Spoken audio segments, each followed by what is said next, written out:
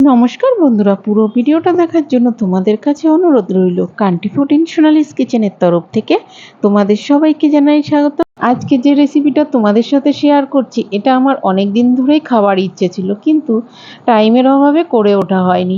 যাই হোক, শেষমেশ টাইমটা বার করে রেসিপিটা বানিয়েই ফেললাম। আর এই রেসিপিটা খেতে যে এত টেস্টি, ভীষণ মজা, না খেলে বুঝতেই পারবে না। গরম গরম ভাতের সঙ্গে মনে হয় এটা দিয়েই সব ভাত খেয়ে নিই। আমার আজকের রেসিপি চিংড়ি মাছ দিয়ে কাঁঠালের আটি বাটা। যাই হোক, এটাকে কাঁঠালের আটি, কেউ বা আবার কাঁঠালের দানাও বলে থাকে। তাহলে চলো দেখে নিই। তার জন্য প্রথমে দেখো, আমার এখানে কাঁঠালের দানা লাগবে। আমি এখানে কাঁঠালের দানা নিয়েছি 500 গ্রামের মতন। আর এটা বাইরে থেকে কেনা না, ঘরেই কাঁঠাল খাওয়া হয়েছিল, সেই কাঁঠালের দানাগুলোই রেখে দিয়েছি ধুয়ে ভালোভাবে। এখানে দেখো, আমি কিন্তু শুকনো দানা নিইনি। কাঁঠাল খাবার 1 ঘন্টা পরেই এই দানাগুলো দিয়ে এরকম খোসা ছাড়িয়ে নিচ্ছি। বন্ধুরা, শুকনো দানা নিলে খোসাগুলো আরও ভালোভাবে উঠে যেত। আমি এগুলো রোদে দিইনি, টাটকা অবস্থায় এই রেসিপিটা তৈরি করব বলে। দেখো, আমি হাতের সাহায্যে এই খোসাগুলো তুলে নিচ্ছি।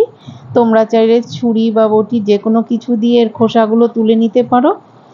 সবগুলোর আমি খোসা ছাড়িয়ে নেব। দেখো, ছাড়িয়ে একটা প্লেটে রেখে দিচ্ছি। এখানে একইভাবে সবগুলো আমার তুলে নেওয়া হয়ে গেছে।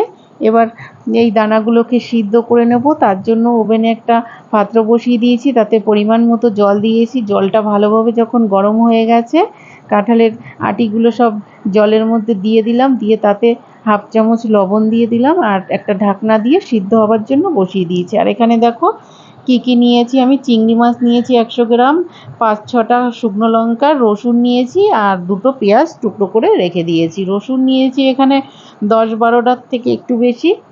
দেখো, কিছুক্ষণ পরে ঢাকনাটা তুলে নিয়েছি, একটু নেড়ে চেড়ে দিলাম। দেখলাম আটিটা ভালোভাবে সিদ্ধ হয়ে গেছে। আমার এখানে 10 থেকে 12 মিনিটের মতন টাইম লেগেছে কাঁঠালের আটিগুলো সিদ্ধ করার জন্য। দেখো, একটা পাত্র নিয়েছি, তার উপরে একটা ছাঁকনি বসিয়ে দিয়ে আমি কাঁঠালের আটিগুলো সব ঢেলে নিলাম। আর এটা একটু ঠান্ডা হবার জন্য অপেক্ষা করব। আর এদিকে দেখো, ওভেনে একটা কড়াই বসিয়ে দিয়েছি, তাতে 2 চামচ সরষের তেল দিয়ে দিয়েছি। তেলটা গরম হবার পর শুকনো লঙ্কাটা নেড়েচেড়ে ভেজে তুলে নিয়েছি। শুকনো লঙ্কা ভেজে তুলে নেওয়ার পর ওই তেলের মধ্যে রসুন দিয়ে দিলাম ফোড়ন। রসুনের সাথে চিংড়ি মাছটাও দিয়ে দিলাম। চিংড়ি মাছ দেওয়ার 1 মিনিট পরে এখানে আমি 3টে কাঁচা লঙ্কা ছোট ছোট করে টুকরো করে দিয়ে দিয়েছি।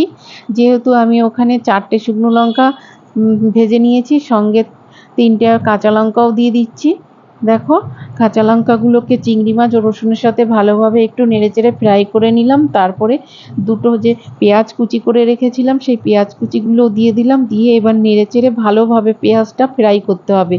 পেঁয়াজটা 2 মিনিট ভালোভাবে নেড়েচেড়ে নেবার পর তাতে স্বাদ মতন লবণ ও হাফ চামচ হলুদ গুঁড়ো দিয়ে দিলাম।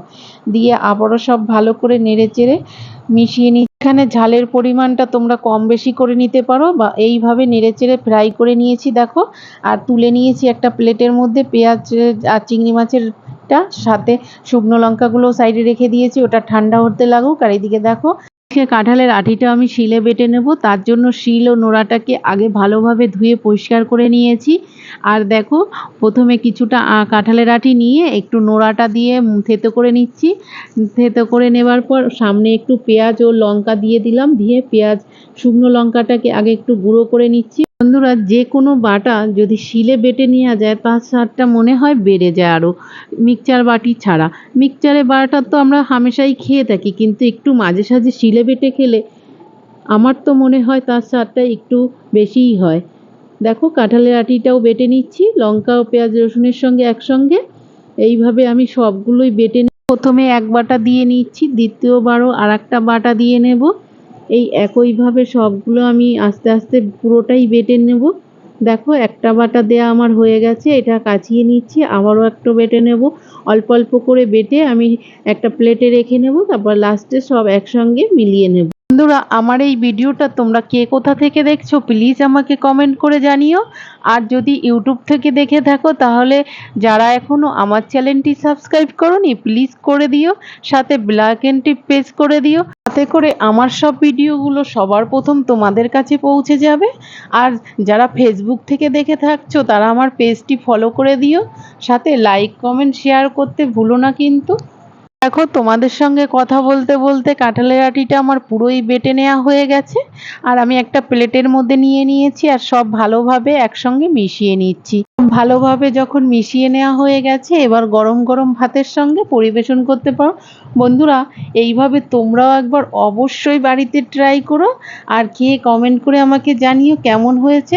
দেখো আমি গরম গরম ভাত নিয়ে নিয়েছি আর কিছুটা বাটা নিয়ে নিলাম, মনে হচ্ছে কি এটা দিয়েই সব ভাত খেয়ে নিই। তাহলে দেখা হচ্ছে পরের ভিডিওতে, আজকের মতন টাটা।